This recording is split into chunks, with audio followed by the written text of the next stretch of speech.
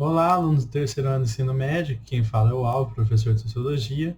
E hoje eu vim aqui discutir a primeira semana do PET de vocês, né, dentro da área de Sociologia. Vamos dar uma olhada nisso aqui e ver o que a gente enxerga aqui dentro.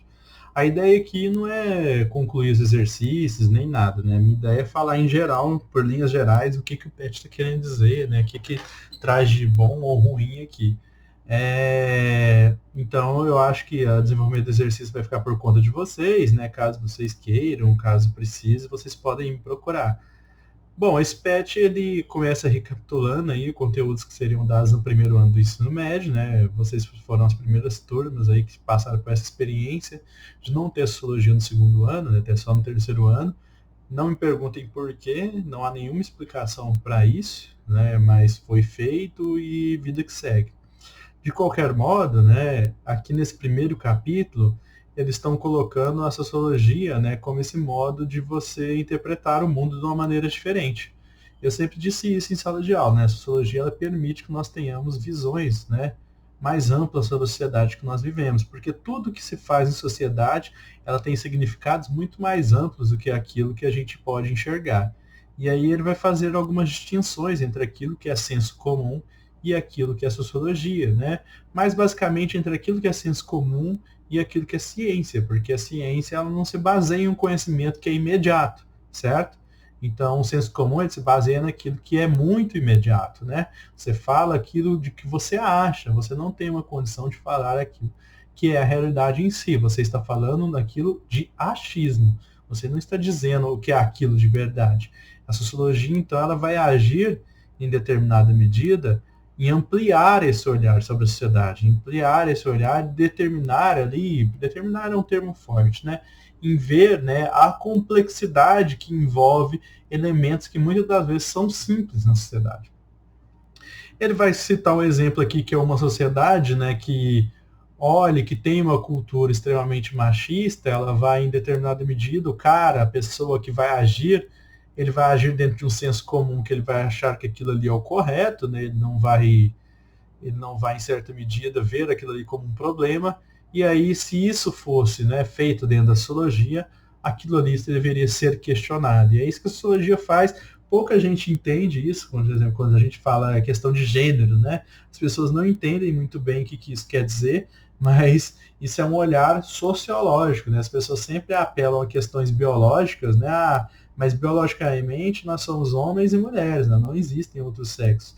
Mas socialmente, né, o sexo ele não passa de uma construção social, certo? E há maneiras de se comprovar isso sociologicamente, mesmo que isso gere um desconforto, uma inquietação em pessoas que estão ali pensando muito em relação ao senso comum. O senso comum é pensar a sua realidade sem a devida complexidade.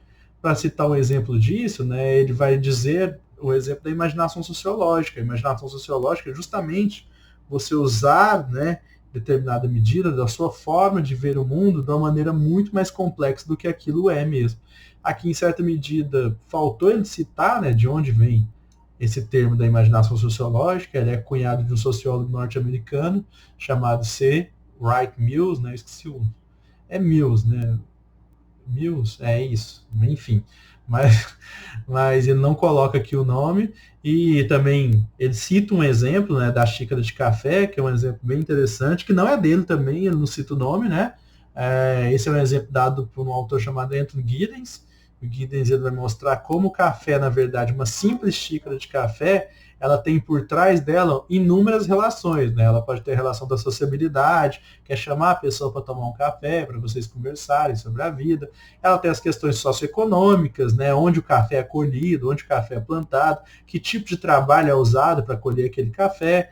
Existe a questão também de ela ser uma droga socialmente aceita, que o café, em determinada medida, ele é uma droga, né? Ele age sobre o seu corpo de alguma maneira. Então, existem vários aspectos sobre um café que muitas das vezes a gente ignora, a gente só vou tomar um café e pronto, né? Existem vários aspectos sobre muitas coisas na sociedade que nós nem imaginamos. A sociologia, ela tenta fornecer material para interpretar esse todo, né? Lógico que a sociologia nunca vai interpretar o todo, é impossível, né? A sociologia, nós estamos falando de um grão de areia numa praia, então a coisa é muito mais complexa. Logo depois vem um exercício, né?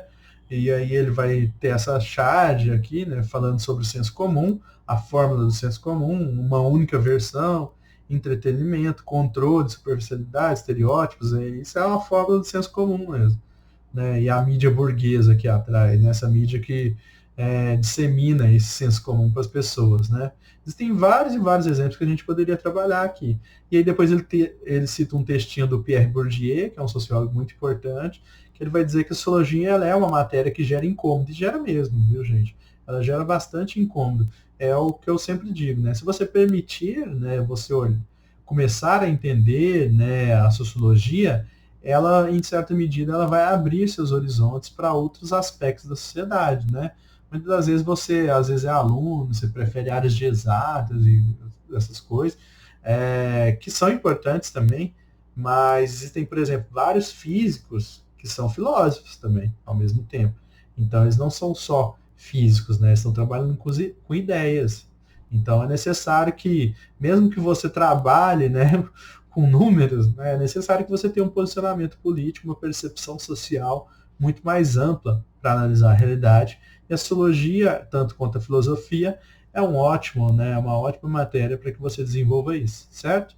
E aí é isso, pessoal. Na próxima semana, eu já trago a semana 2 e fica em casa, se cuidem e até a próxima.